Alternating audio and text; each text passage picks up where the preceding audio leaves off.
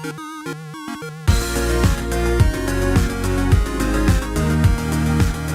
everyone, welcome back to another Anime Kingdom review. See my title below. This is on episode 6 of Drifters, and yep, another crazy episode. Especially one of the biggest things that happened in this one that I want to talk about first off is who we saw. Another Drifter. Sure, he's dead, but I did not expect this at all. And it may be a pretty controversial topic for some people. Honestly, though it still didn't feel as impactful as, obviously when the last episode we were all talking about who the possibility of the Black King is, and I saw a lot of people who they thought it was, and a lot of things pointing towards who it possibly could be, and the fact that the Black King may be Jesus, which is a pretty crazy controversial thing.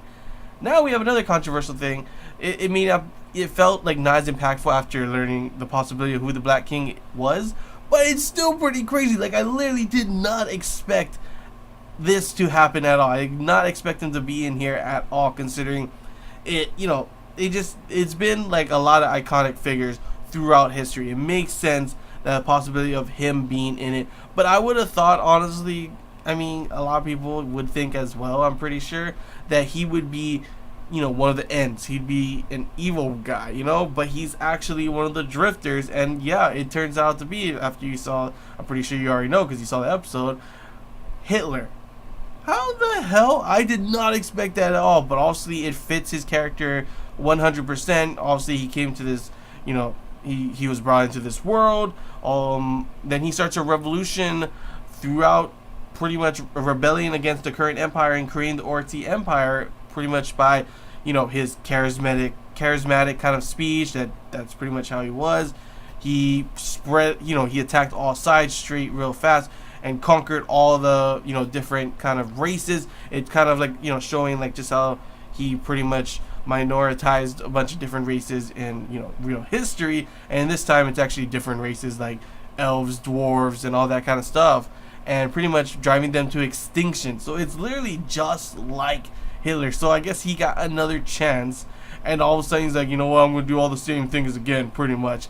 But the weird thing is, in this one, is that after gaining so much power, being able to expand his empire by so much, he commits suicide. Now, obviously, it made sense in the whole, real history, obviously, that in World War II, everything was going bad. We don't know for sure what happened, but a lot of people think that Hitler did commit suicide. And that would make sense considering they were on the verge of losing. But why? Why would he commit suicide after taking over all of this empire, and at the height of its power, he commits suicide? It just doesn't make sense to me. Like, when I heard that, I was like, what? Why? That literally doesn't make any sense. And we do get a gist of, showing his empire off. We get to see another person as well named Count Saint Germain. I don't know if this is also a drifter and he's actually maybe like Count Saint Germain, maybe. I'm not too sure on that, but definitely interesting figure that the way they made him, like. But it's a possibility maybe Hitler was killed by one of the closest people, and the closest people that he had for him was him, Count Saint Germain. So there's a high chance that maybe he was betrayed, and killed, because we already know that this Count Saint Germain was part of the current empire, and he, rebelled with Hitler instead.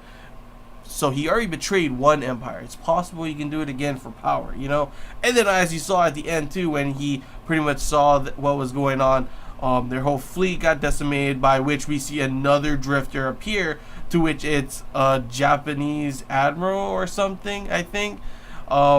And he's got a carrier. He's got a carrier. I thought it was crazy when we saw the other Japanese Zero pilot. He had his plane. This guy was allowed to come with a damn carrier. What the hell? Obviously, it doesn't look like it's going to be moving that much. I don't know how they're going to get the fuel and, be able to repair all that stuff, because no one knows how. He's part of the merchant, army that's there or whatever, so maybe they can get some crazy shit for that. But holy crap, I did not expect that at all. First we have Hitler. Who would have expected that? That scene where we see the picture and it goes up and you see that mustache and you're like, no. and it appears it's Hitler, and then we see his whole story, and for some reason he commits suicide. So I'm pretty sure he was assassinated and betrayed, maybe by Count Saint Germain, which is a definite chance because obviously, like I said, after seeing that their empire was going to get destroyed again, he decides to go retreat and go to someone else, and now it looks like he's going to be joining Nobunaga and the rest of them once he gets to them. So it's pretty interesting to see that there's more drifters even being put out, because I thought we hit the point where we pretty much saw most of the drifters, and they would group up, and maybe we'd see more later. But all the drifters have not grouped up yet. We still have not seen any of the other drifters with the Octobrist guys that were fleeing from the Black King before. We still do not know where the Japanese Zero pilot guy was after he crash landed, and he had a whole bunch of monsters looking to attack him. And all of a sudden, now we started talking about this Count Saint Germain guy coming to join them. We see an admiral of a World War II carrier. Is there going to be more crazy shit coming? Honestly, I'm definitely excited for that. I'm definitely happy if you keep bringing that kind of stuff in. But damn, that's pretty crazy, honestly, all the stuff that happened in this episode. But of course, the main part, after the whole Hitler thing, after the whole Count Saint Germain thing, after the whole admiral joining Drifter dude, the main part of it was, of course, the whole thing with the about to be execution of those guys with Toyohisa, and Nobunaga kind of wanting to, it's pretty much he stops him because he wants him to have this image, obviously, because he wants Toyohisa to be king. Nobunaga wants to be kind of the guy that, he's the he controls the puppets. He's the puppeteer, and he's kind of controlling from behind the scenes, with Toyohisa being obviously kind of a very honorable kind of person, as you see in this, and he doesn't want to change that image for everyone else, like, oh, he's gonna execute these people. No, he doesn't want that. He doesn't want his hands to be stained with blood. I mean, the way he said that, obviously no ways, he's already stained with blood by a lot of people, but I can definitely see what he means, and it's pretty interesting to see after Toyohisa understands as well, and he kind of like, no, they're not fighting when he punches him, and it's kind of like a back and forth respect kind of thing for the both of them. It was pretty interesting to see, to say the least. But yeah, it's pretty interesting to see that after that whole thing, their whole army is starting to get trained. You see Nobunaga's plan starting to come forth.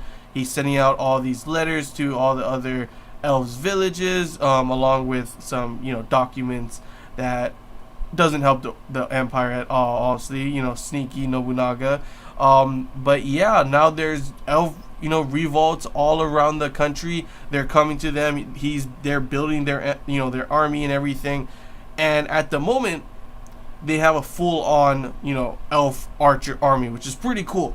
But one thing is, the elves are godlike at archery, obviously, but they can't use a sword. And obviously, as you saw, they may be smart and everything, but they can't replicate the gun that Nobunaga has. And obviously he wants to make a gun. Obviously it shows he's trying to make black powder, which is obviously gunpowder.